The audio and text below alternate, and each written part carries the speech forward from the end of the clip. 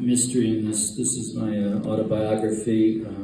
I live, so just to give away the ending, nothing to worry about. If there's any kids in the audience, you might want to send them out now, unless you want them to get a lesson on drugs. Don't do them, they're bad.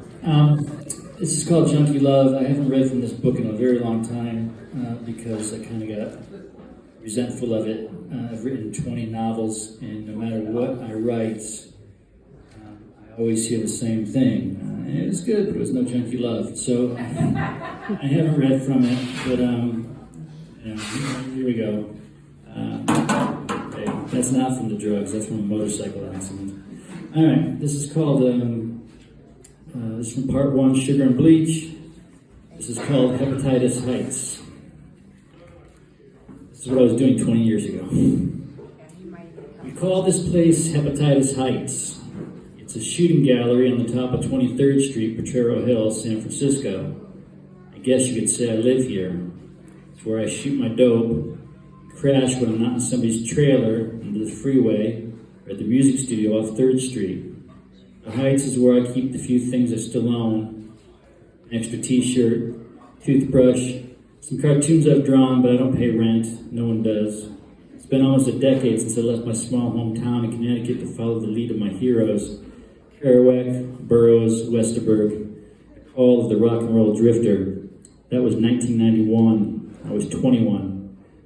Now I'm stuck here. It's 1:30 p.m. and I've switched on the TV show Cops. I have a tiny black and white television they will not take at the pawn shop despite my numerous pleas. Hepatitis Heights is a flat with 3 bedrooms and a bathroom on the right, boxed in by a spacious kitchen, quaint breakfast nook at the end. The fading pastel exterior resembles many of the Victorians you can find in San Francisco, except this place is filled with junkies and speed freaks. We don't allow crackheads here. Even among drug addicts, there is a hierarchy. When Catherine, my wife, and I first moved in, we got dibs on the front room, the one with the big bay windows overlooking the winding hills of San Francisco and its shimmering bay. Kathy has schizophrenia. We painted the room hospital green to remind her of home, and for a while it really was home, but she's gone now. These days, people trade goods and services to sleep in the bathtub. There's no telephone or running water. We have no electricity. An extension cord hangs out my window, hooked up to the basement apartment of a guy living downstairs, an old transvestite named Henry, who lets me use his. Months-old trash is piled up in our hallway because the city will not pick up your garbage if you don't pay your bill. All through the night, tweakers crawl around inside the walls, rummaging through the busted vacuum cleaner parts and gasoline-soaked rags, inside cubby holes and spacious storage spaces, searching for anything to sell. I'm still in the front room I once shared with my wife. The bay windows now lacquered black. Long velvet drapes snatched from the thrift store in Valencia and 16, slightly stained with grease and cum, give the room its majestic, low-budget adult film feel. I'm not sure of the players in the company today. We have a rotating cast. At any given time, there can be more than 20 desperates, addicted criminals in this place. I lock my door at night, but that doesn't stop mice from crawling through my hair. I am mostly a heroin addict at this point, having graduated strictly from meth a while ago, moving through the ranks like snorting to the needle. But I will shoot up anything. Coke, speed, fentanyl fish from the dumpsters behind SF General. Whatever you put on the table, I like to believe I'm more lucid than the average tweaker. Call me the one-eyed king. I've blown out a vein in my big toe for my wake-up fix. I blew out all the big veins. All I have left are the tiny ones on my fingers and toes, and of course I have my cock. But they warn you about shooting up there at the needle exchange where graphic pictures of black necrotic tissue scare me off. I've mined a few cigarette butts from the empty beer bottles in the trash and I'm drying them out in the dirty white microwave I keep in my room. Waiting for the bell to ring, I see on the TV that the cops have raided a meth lab in the garage of a house belonging to an old woman. Her adult son, apparently the cook, is being interviewed.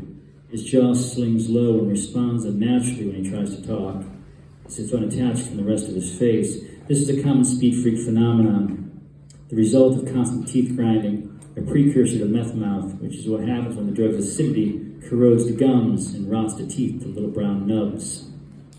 As I watch the man on TV struggle to speak, a piercing scream echoes throughout Hepatitis Heights, followed immediately by the jarring sounds of kicked in doors, doors and shattering glass. Then come the sirens and stomping boots, the bullhorns and the shouts of police. German shepherds bound up the steps, barking angrily. An M16 is aimed at my head. I'm ordered into the hall and against the wall. The cops rouse the two smelly girls who each paid me $1 to sleep on the floor and tell them to do the same. Sunlight streams through the open front door, bright yellow beams clogged with the dead cells of the dying, causing the other vampires to shield their eyes and hiss. The drugs I shot up navigate my bloodstream, navigating my filter and striking pay dirt, the receptors in my brain, optic nerves tingling in a morphine dream. United States federal agents and the San Francisco police are everywhere. They're swarming the place, breaking down doors, popping up through cracks in the floorboards, sliding down shingles, and swinging through windows. And this will only piss off our upstairs neighbors more. They've been trying to get us evicted for months. Out the front door, dozens of squad cars and a big black SWAT van are jacked up on the curb. Officers crouch behind, two-fisting their firearms, which are pointed squarely at us. Inside, police drag tweakers from rooms and closets, out from under tables and into the hall. They don't put up much of a fight. They seem paralyzed, faces frozen, locked in the grimace of a nightmare. This is the day they pray isn't real. Methamphetamine produces intense paranoia, so addicts must convince themselves on a daily basis that the government is not stalking them with video cameras, that no one is taping their phone calls, and there are no monsters living under their beds. You can imagine how difficult this moment is for them, this melding of fear and reality. The officers keep shouting, "Get down," or "Get up," or "Up against the wall now, asshole," and I can't tell whether it's coming from the TV or the ATF, or it's all in my head. I'm having a tough time keeping my left arm up. I got out of SF General yesterday. I fell off a bike and broke my collarbone on my way to score, and my arm was in a sling. As soon as I got back to Hepatitis Heights, a guy I ripped off for $20 came by and picked a fight with me, and the collarbone separated again. The door to my room is open. I see tourniquets, used needles, little balls of cotton, the bite-sized packets of antibiotic they hand out at the needle exchange scattered about the floor. One of the cops sees this too. He asks if he can search for contraband. I ask, can I say no?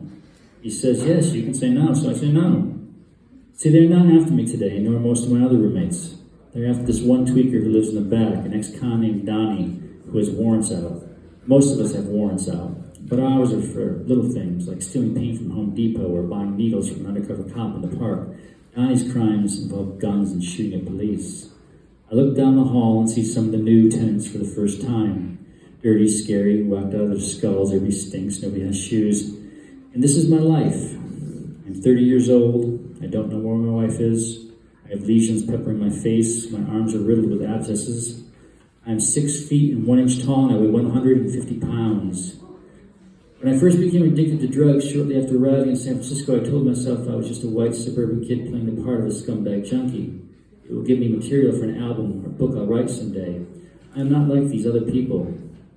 But today, as the ATF drags Donnie away to San Bruno prison over the din of television theater, and as the rest of the Heights death-sentenced kids drag themselves into the respective dark corners to inhale aluminum foil or cook up a fix or just beg for a twice-pounded cotton, I realize I'm not playing a part anymore.